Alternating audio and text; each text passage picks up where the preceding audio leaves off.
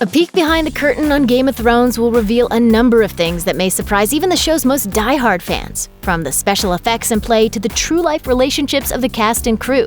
These are some of the most intriguing set images from the show's production.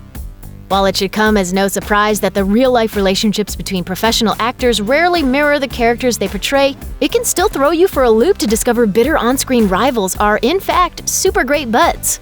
Such was the case with Pedro Pascal, who played the fiery, doomed Oberyn Martell, and Hafthor Ules Bjornsson, who played his sworn enemy, Sir Gregor Clegane. Their shocking duel in Season 4 remains one of the most memorable moments of the series. That's why this picture of the two actors soaking up rays together seems so odd. But while the difference between their on-screen and off-screen relationship may inspire a double-take or two, that contrast in their real-life physiques is exactly how they were depicted on the show, with Bjornsson towering over his svelte pal. Anyone who has ever spent time on a set knows the important roles that stand-ins and stunt doubles play. These individuals provide coverage for the actors between, and sometimes even during, filming. Actress Emilia Clarke's stand-in and stunt double Rosie Mack has received a good share of media attention over the course of the show's run, thanks in part to the backstage photos she often posts on her social media accounts. And you've got to admit, all these stand-ins look so similar to the show's famous leads that it's actually kind of difficult to tell them apart at first glance. As important as the actors are in bringing the world of Game of Thrones to life, so too are the crew members. Naturally, a story this epic in scope and length requires hundreds of professionals working tirelessly at their craft. Among the most important of these crew members is Deborah Riley, who serves as the series' lead production designer. One of the reasons the show has caught on with so many people is because it feels so real.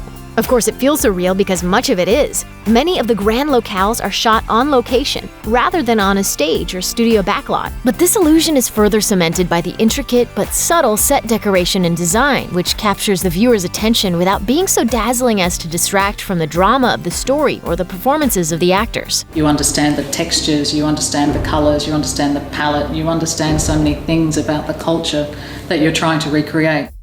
Of course, not every locale that appears on Game of Thrones is the real deal. Location filming isn't always an option, so in order to achieve a believable replication, the effects crew will alternate between real and digital locations. This type of visual trickery is nothing new in and of itself, and Hollywood movies have long used painted backdrops as stand-ins for practical scenery. But this seamless blending of outdoor filming with mobile green screens is just one of the modern era's most impressive achievements in the field of CGI. Given how unforgettable many of these large-scale scenes have proven, it's fair to say that the show's special effects team has perfected this kind of digital enhancement. Sadly, not everything on Game of Thrones can be done with practical effects. In fact, one of the questions fans of the books asked when the series was first announced was just how such an epic story could be realistically adapted to the screen. This was of particular concern since television wasn't exactly known for grand spectacle at the time, and foremost among their concerns was the show's ability to bring Daenerys Targaryen's dragons to life. I'm here to help. Don't eat the help.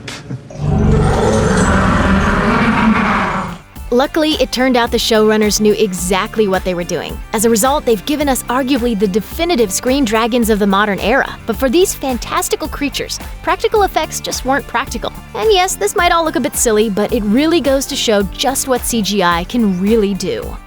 It's always pretty remarkable to see the show's actors on location, battling against the elements. Such is the case with this image posted to Instagram by Carice Van Houten, who plays the sinister witch Melisandre. On the show, she's utterly unflappable. She can stoically weather her surroundings no matter how harsh the conditions, thanks to the power she's achieved through her practice of the dark arts. In real life, however, Van Houten is just as susceptible to the cold as the rest of us mere mortals. It just goes to show, being a successful actor isn't always as glamorous as it's made out to be. One thing that should come as no surprise to fans of the show by now is the close bond shared between various cast members. Considering how many characters have been killed off during the story so far, you've got to imagine those cast members have probably gotten used to saying goodbye to one another. Which is why it's cool to see they still hang out with veterans from earlier seasons, such as Jason Momoa, who played the late great Khal Drogo.